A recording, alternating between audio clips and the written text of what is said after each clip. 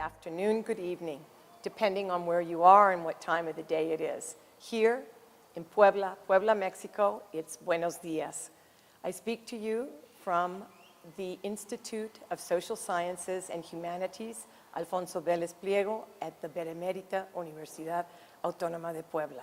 My name is Luisa Greathouse Amador, and I'm very happy to be here with you. I would like to start off by thanking Anne Harvey and Maria Eugenia Trillo and the sponsoring university, the University of Western New Mexico, for this opportunity, for the invitation to speak at this lovely, very exciting colloquium. Today I'm going to speak to you about a course, and I would like to share some of the experiences that we had during this course. From what I understand, you will be seeing this presentation on the 2nd of November, which here in Mexico is Day of the Dead. Of course, Day of the Dead is the last day of several days, starting around the 28th of October, when Mexico celebrates vividly with color, with light, with food, with smells, with flowers, those that have died and gone on to the spirit world. I would like to make a special mention on this day to the heartbeat behind the course that you're going to hear about. Tashunken Hinzi, which is his Lakota name, was his Lakota name, and his Christian name is Dr. Leonard Bruyere. He left us 4 years ago, and this was one of his favorite seasons, so I'm very honored to be presenting you our project on this day. The project is titled, or the presentation I've prepared for you is titled, Alternative Educational Environments that Foster Intercultural Understanding Through Diverse Learning Communities. Daily interactions with people having different values, gestures, social mores, and ways of perceiving reality seems to have become, without a doubt, the norm rather than the exception in a world where we seem to be living in each other's backyards. In an increasingly more globalized and consequently more culturally diverse world, finding effective ways to help students acquire meaningful intercultural competence has become an important goal. In this presentation, I will review a project that involved undergraduate students from 4 universities and 3 neighboring countries, Canada, the United States, and Mexico, and who used technological resources to create an intercultural community of mutual learning. With the aid of technology and telecommunications, the opportunity to create an intercultural classroom where learning networks were constructed became a reality. The overall aim of this project was to encourage students to reflect upon their own identity interactively and experientially, and thus enhance their intercultural competence, improve their skills in English, and cross-cultural borders, all through the use of computer technology, which enabled them to communicate actively in a virtual environment. Helping our students communicate with other students of different nationalities and cultures required aiding them in developing themselves as intercultural speakers or mediators. Recent advances in information and communication technologies, particularly the effective use of virtual classrooms and the internet, have given new meaning to geographical boundaries as distance becomes increasingly irrelevant. Our experience demonstrates how mediated collaborative educational endeavor using communication technology can help students acquire experience and skills in intercultural communication, foreign language learning, and computer-mediated communication. Gave our students the opportunity to experience many intercultural challenges firsthand through an approach to using experience for learning. The results and implications of this project will now be discussed. In late 2002, the Closing the Distance Education Partnership Project was first conceived by a group of university professors who were interested in providing their students with the opportunity to learn and work with students of different cultural, ethnic, and racial backgrounds, without having to rely on the presence, physical presence in the classroom.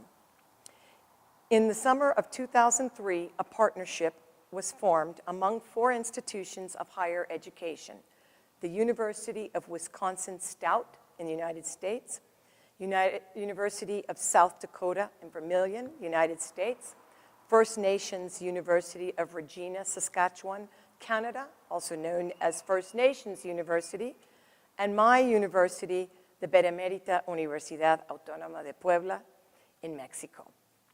Representatives of these 4 universities and 3 neighboring countries with very different historical experiences and cultural heritages met together for over a period of 13 months, communicating via internet and phone calls.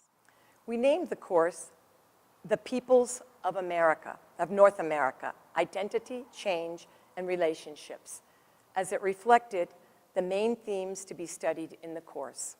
The primary goal of this cybernetic course was to provide students of diverse cultural backgrounds opportunities to enhance their learning by bringing the diversity of the larger world into their classroom, into the classroom.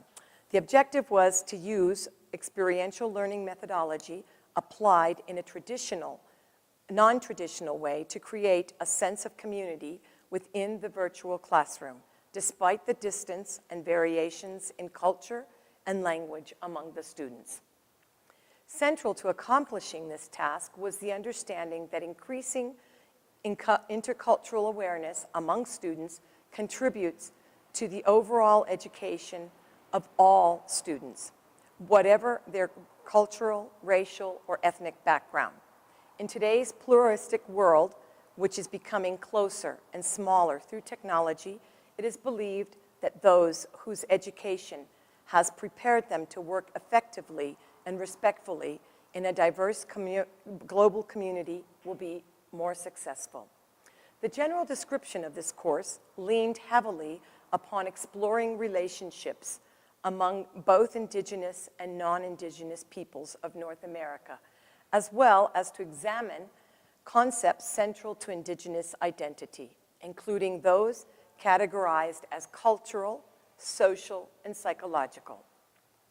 Our interest as educators was to establish a dialogue among students coming from these 3 North American countries with 3 official languages and many differences in their diverse socioeconomic, racial, ethnic, geographic, and political backgrounds.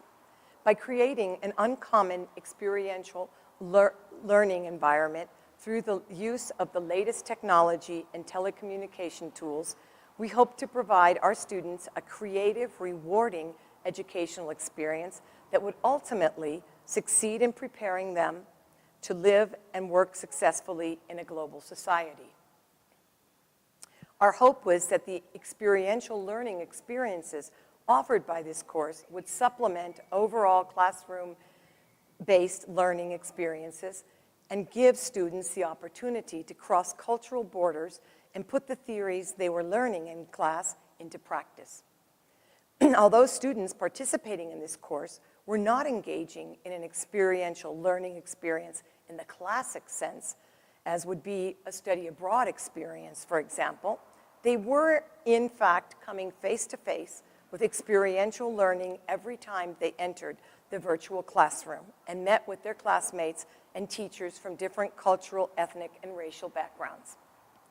While learning theory is important, real-life experience offers students opportunities to encounter the complexities of intercultural communication, to connect in class to what occurs in the real world, and to question their own beliefs and assumptions when dealing with behavior and practices that may not fit their pre-existing ideas.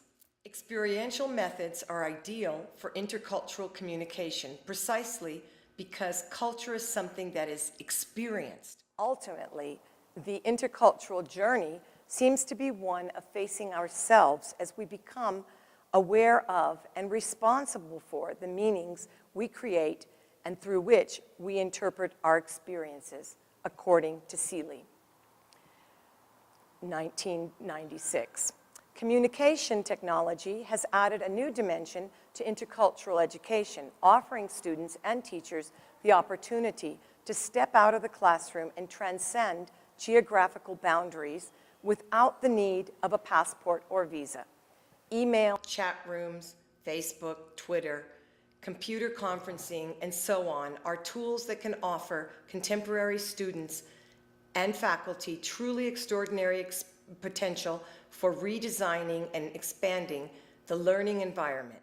Computer-mediated communication provides a framework for teaching and learning from a distance. According to Rech and Deckard in 2008, the best use of technology comes when, quote, teachers are doing less of the teaching and students do more of the learning, out of quotes. Quotes closed. Activities that require students to work in groups with one another via computer technologies are being used more and more to encourage peer collaboration. Student-centered activities with a technological component foster creativity and empower students to take charge of their own learning. In the e-learning model, students not only work individually, but they also engage in collaborative learning for gathering information, examining issues, and resolving problems. Now I'm going to tell you just a little bit of how we set up the course, so you can have a clear idea of what was done, who were the people that participated, and the evaluation afterwards. Okay, the participants and the class composition was set up this way. Students and 2 professors participating from the University of Wisconsin in Stout were non-Indigenous Caucasians who primarily came from families that had immigrated to the U.S. from a Scandinavian country at least 2 generations before. The University of Wisconsin Stout started off with 24 students and ended with 18. We had participants from the First Nations University were Indigenous, and they included 6 students. 2 of the students and the teacher were from Anishinaabe Indigenous group, and also participating were 4 Cree students. 6 students from USD, that is University of South Dakota in Vermilion, 2 were Dakota Sioux, and 3 Lakota Sioux, and 1 Caucasian non-Indigenous also participated. The instructor was mestizo, Indigenous, Native American with American. The WAP students were a mixed group, 7 Native Mexicans, we could consider they're mestizo, Spanish Indigenous, 1 exchange student from California who considered herself Chicana. She was the daughter of Mexican-born parents who moved to the United States where she was born. 1 Russian-Ukrainian, and 1 Nicaraguan student. The 2 participating professors at the university here in Puebla were Cuban-American and Native American Lakota, Sioux from the Yankton Sioux Reservation in South Dakota. At the end of the course, a total of 40 students, 17 men and 23 women, had participated from beginning to end. The majority of the students were in their 3rd year of their undergraduate studies, and there was 1 master's level student who also participated. The youngest student was 20 and the oldest was 47.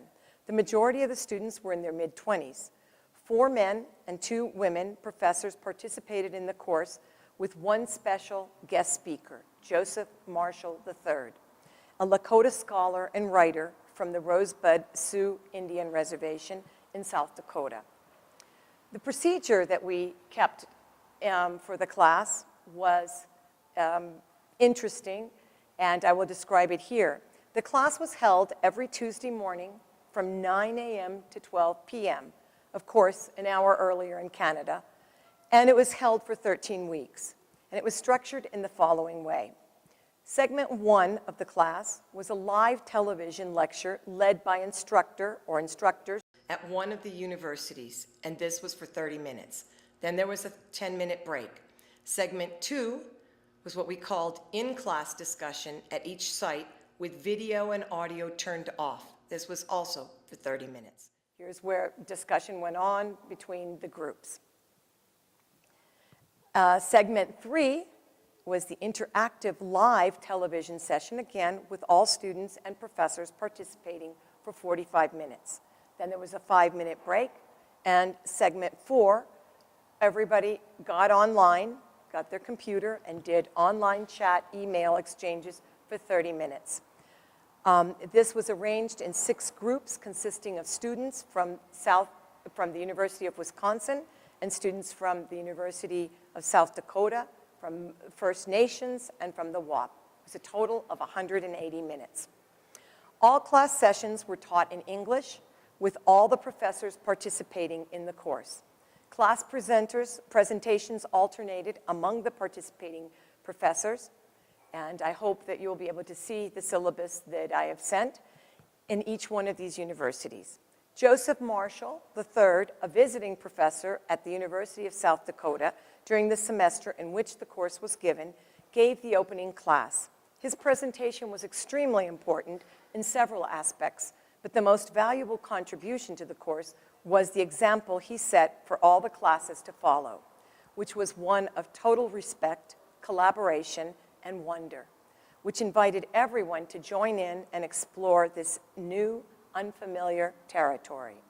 Marshall, a very gifted storyteller, used his talent to give the first class.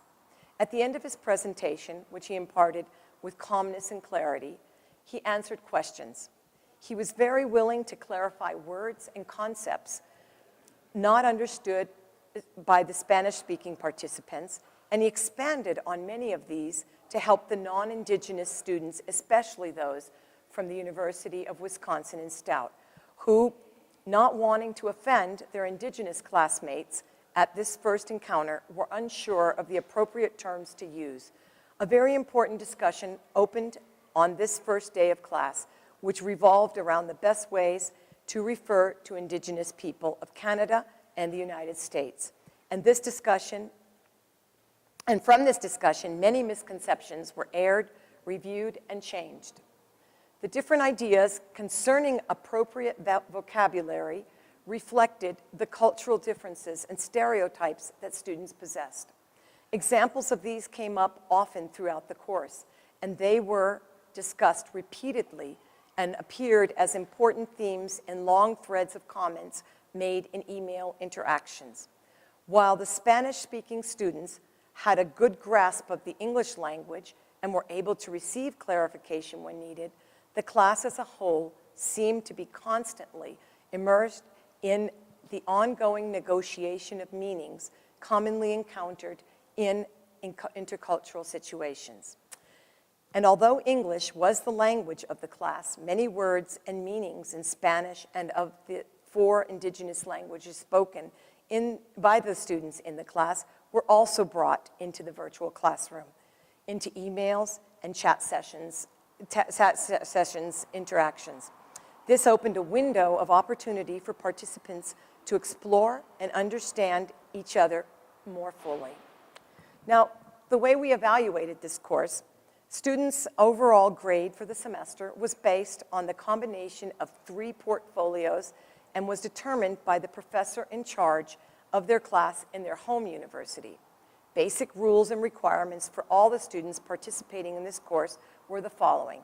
Students were required to keep a weekly process journal that included thoughtful and critical reactions to the following parts of the course: the readings, the live television lecture, the in-class discussion, the interactive live television session involving all 4 universities, online email exchanges, and chats. 3 times during the semester, students were required to turn in a formal portfolio in which they organized the ideas and observations from their weekly process journal into a cohesive narrative showing what they were learning and how their understanding changed. Students were expected to include in these journals quotes from the readings in support of their ideas.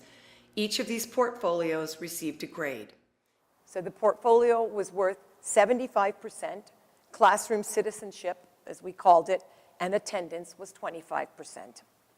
Now I'll give a little analysis and reflection on the course.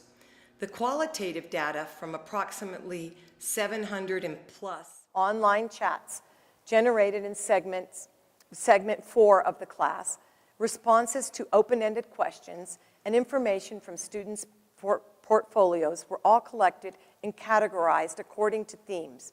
They were reviewed and analyzed using the thematic analysis technique. Thematic analysis allowed us to identify themes based on 3 criteria: reoccurrence, repetition, and forcefulness. Initially, to help students interact outside the virtual classroom setting with other students and teachers, students were organized into 6 groups of 6 students each. 2 students from the University of Wisconsin and 1 student from each of the other universities. Teachers were involved with all the groups. After 2 sessions, this format began to change. Actually, it evolved on its own. Without any teacher intervention, the groups opened up to each other, creating a sort of free-for-all where all students eagerly participated. From this point on, all emails were sent to everyone in the class, and everyone from the class was free to reply to any of the letters and/or all of the emails. Emails were answered in different ways and from contrasting perspectives according to the student's, her or his cultural background, language, and form of expression. These online discussions were almost all written informally, consisting of a question being posed or an answer to a question already posted.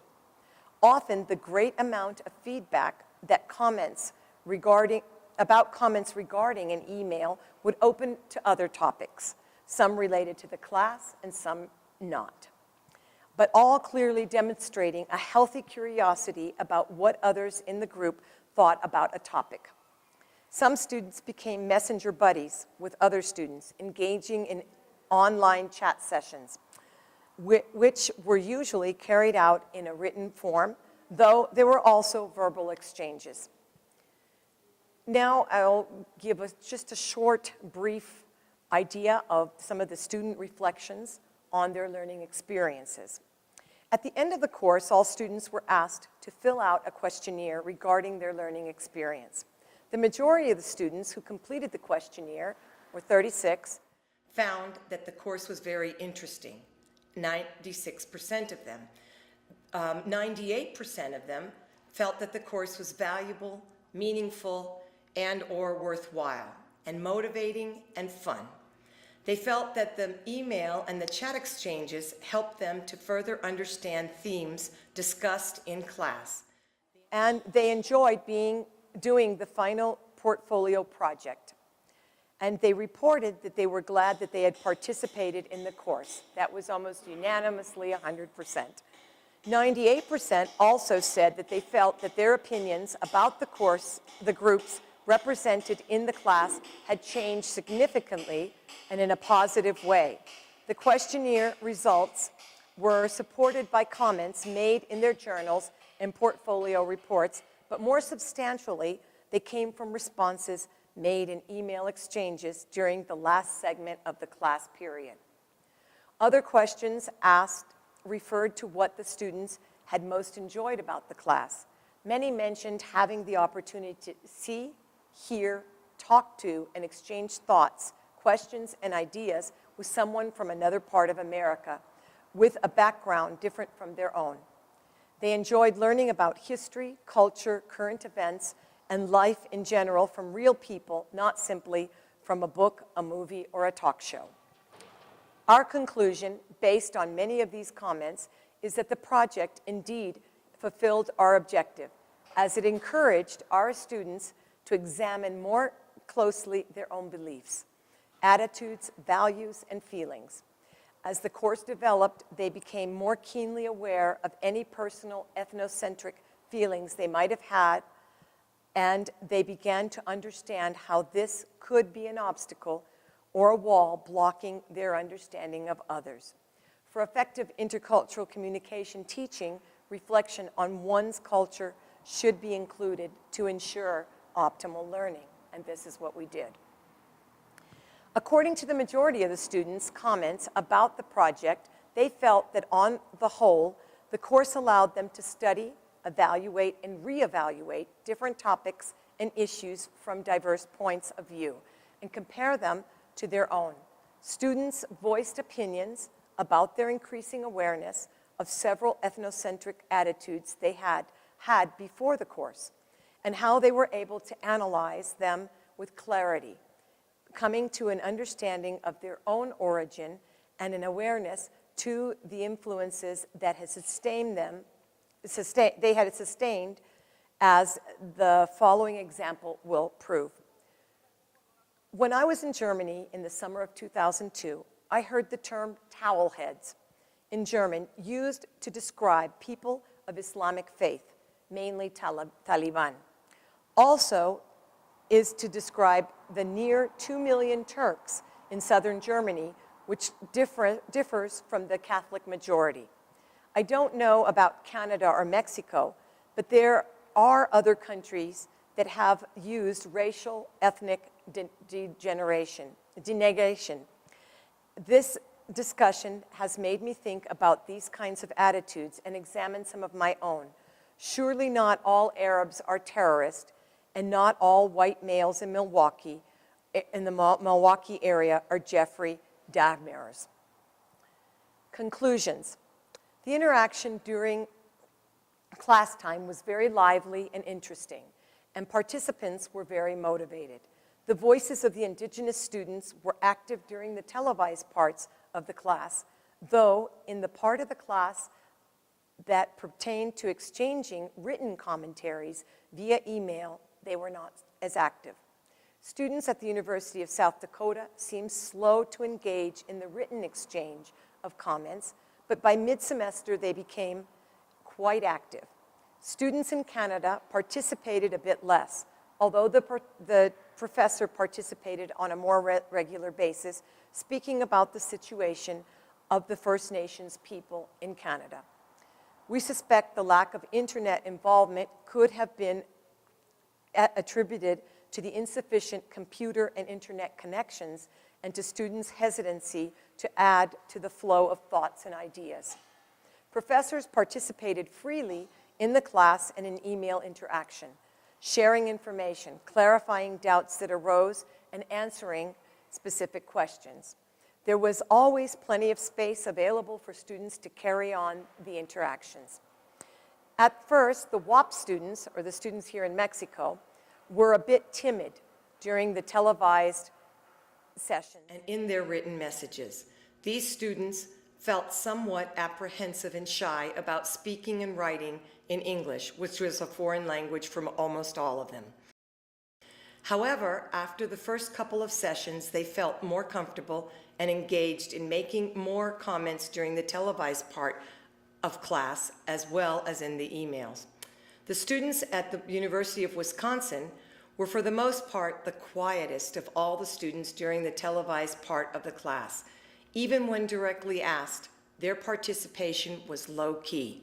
This reaction did not change during the course. However, these students were very active in their internet communications.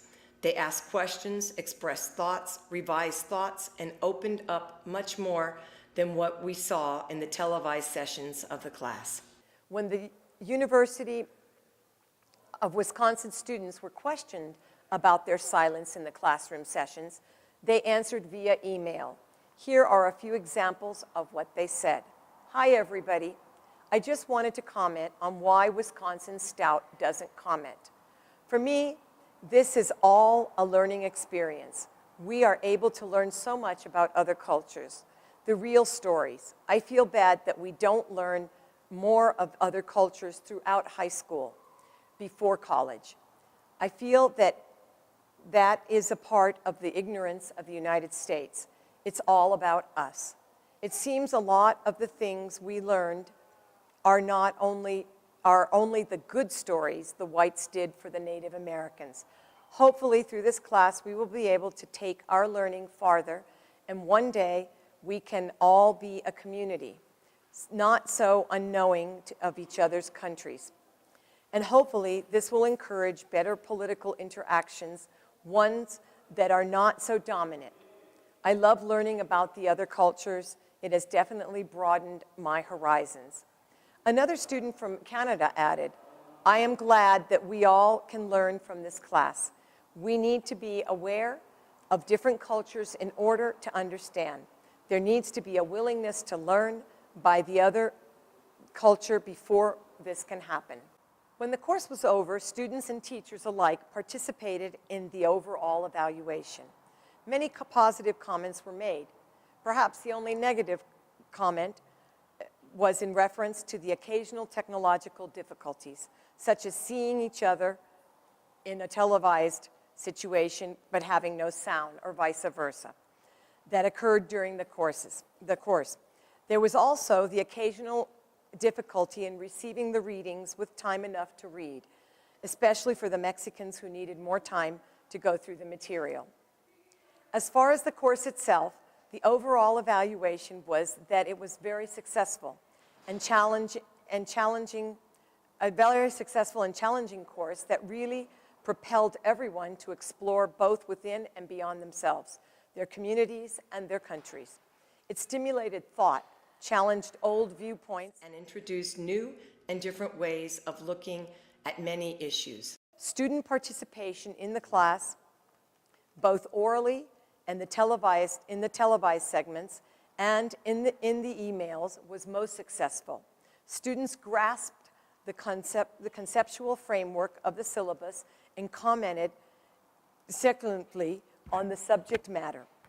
They found the class not only informative, but fulfilling, important, and enriching as well. And that closes my presentation, my description of the course and what went on. I hope you were able to get a lot of the detail. If not, I will make it available. And if anybody needs any more information, there are 2 publications about this course itself, one through the University of McGill and one in a journal called Profile in Columbia. It's been a pleasure to be here. I'm sorry for some of the little glitches. I'm new at this part of the technology of being on in front of a camera and being televised. I would like to thank, again, the University of Western New Mexico for this opportunity. I would also like to thank my institute for their great help, and the tech people that are here in front of me that you can see that are doing such a nice job of trying to get everything on film so you can enjoy this. I wish you all a wonderful rest of the day, and I thank you.